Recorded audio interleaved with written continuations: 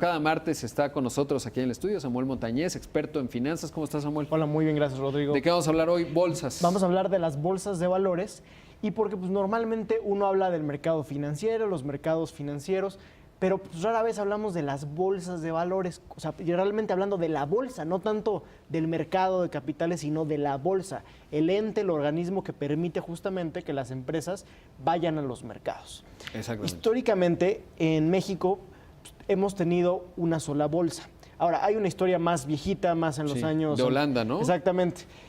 Y en propio México, donde se intentaron hacer más de una bolsa, no funcionó y Sí. terminamos con una sola bolsa, que era la Bolsa Mexicana de Valores históricamente. Ahora, la Bolsa Mexicana de Valores, algunas personas piensan que es como un organismo como gubernamental, que es el que regula y para que las empresas vayan a los mercados. Y no, es una empresa privada. Y es una empresa privada que, de hecho, la propia empresa tiene sus acciones emitidas en la Bolsa Mexicana de Valores. O sea, tú puedes invertir en la bolsa. En la bolsa, exacto. En la compañía, en el edificio ese que está ahí en Reforma. Exactamente. Y de hecho, ellos se catalogan como una empresa de tecnología. Sí. ¿Por qué? Porque realmente, y actualmente desde hace ya muchos años, ya no tenemos como en las películas pues, los teléfonos y los brokers que están en el piso y que dice yo compro uno y vendo uno. O sea, eso ya quedó atrás hace muchos años y realmente pues ese espacio está pues un poco más de historia que cualquier otra cosa. Y realmente ahí están las oficinas. Pero todo es un tema digital. Y si nos vamos a Estados Unidos es todavía peor porque ya hoy el 90% de todo el trading, de todas las transacciones de mercado en los mercados establecidos se hace a través de algoritmos o de robots, básicamente. Sí, ahí les recomiendo muchísimo si les interesa el tema para entender exactamente en dónde está hoy la Unión Americana y ya incluso por la rapidez con la que avanza, e incluso puede estar un poquitito desactualizado. Hay uno que se llama Flash Boys, que lo escribió Michael Lewis y habla del High Frequency Trading, que es, imagínense, o sea, es tan importante el tiempo que han colocado cada vez más cerca las empresas de trading, es decir, los bancos, cerca físicamente de la bolsa con el objetivo de ganar 100 milésimas de segundo en colocar una orden de compra, porque bueno, hay todo un tema de manipulación, etcétera, pero es súper interesante cuando uno ve que en 5 segundos un día el Nasdaq cayó 7%, hizo un blip y luego se recuperó y te habla del nivel de automatización que tienen los mercados. Ahora, regresando a México, suena muy padre, Flash Boys, no sé qué, pero en México tenemos pocas empresas listadas, por un lado, y poca actividad bursátil para una economía, la 14ª, quinta, como uno lo quiera ver. Pues estamos relativamente rupestres en materia de mercados. Es correcto. Para el tamaño que tenemos. Sí, realmente en la Bolsa pues, Mexicana de Valores, históricamente ahorita tenemos 150 empresas, si no me equivoco, y pues comparado, por ejemplo, con Estados Unidos, si contamos además las aplicaciones y demás, estamos cercanos a los 14, 15 mil. Sí, o Chile, ¿no? Para hablar de algo latinoamericano, un país mucho más chiquito, de 20 y tantos millones de habitantes, tiene más o menos el mismo número de empresas listadas que México, ¿no? Y pues es una economía infinitamente más chica que la mexicana. Así es. Y el año pasado, a mediados de año, se abrió la segunda empresa que se dedica precisamente a dar estos servicios para que las empresas vayan a la bolsa, que fue Viva, la Bolsa Institucional de Valores, para competir con la Bolsa Mexicana de Valores. Y uno dice, pero si son tan poquitas, ¿como para qué necesitamos dos?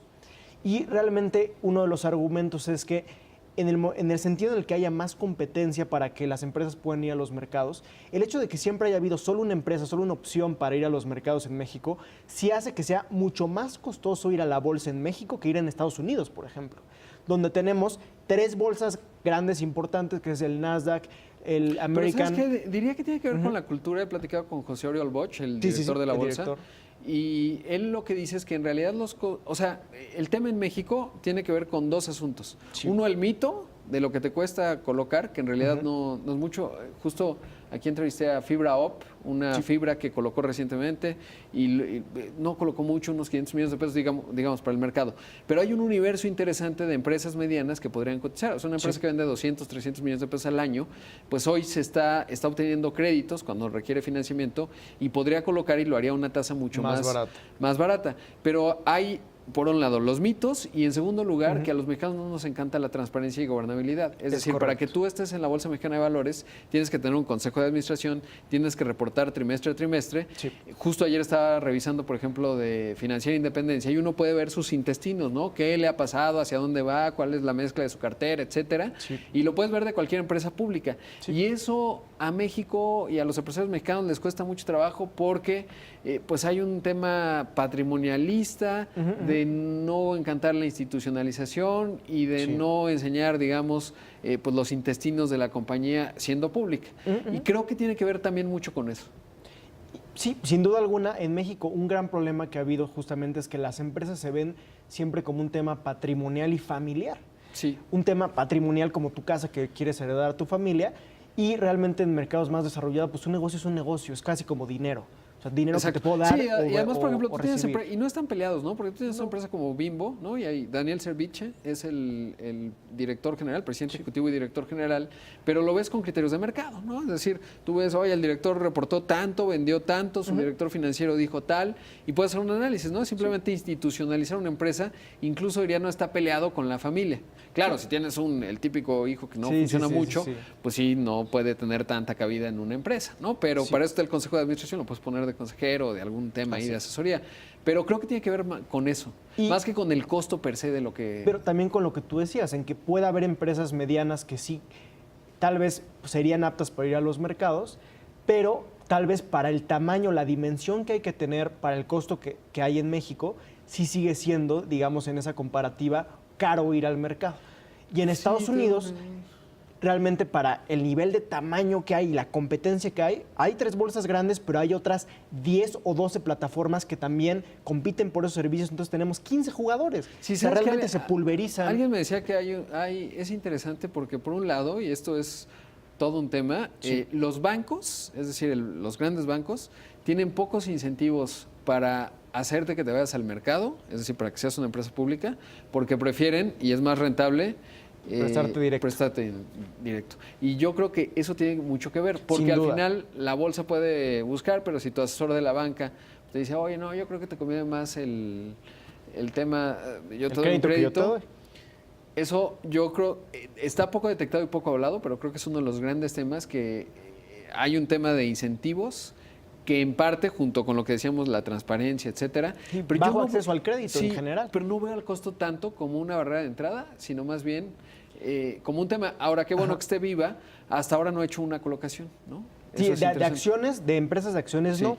Ha sido muy, digamos que relativamente exitosa en colocaciones de inversiones alternativas, de instrumentos estructurados, o sea, CECADES, SERPIs y este tipo de vehículos, y también le están apostando mucho a, digamos, a la vinculación internacional de las cuentas de inversión con otros mercados. Sí. Bueno, ¿y sabes qué otro factor falta? El inversionista.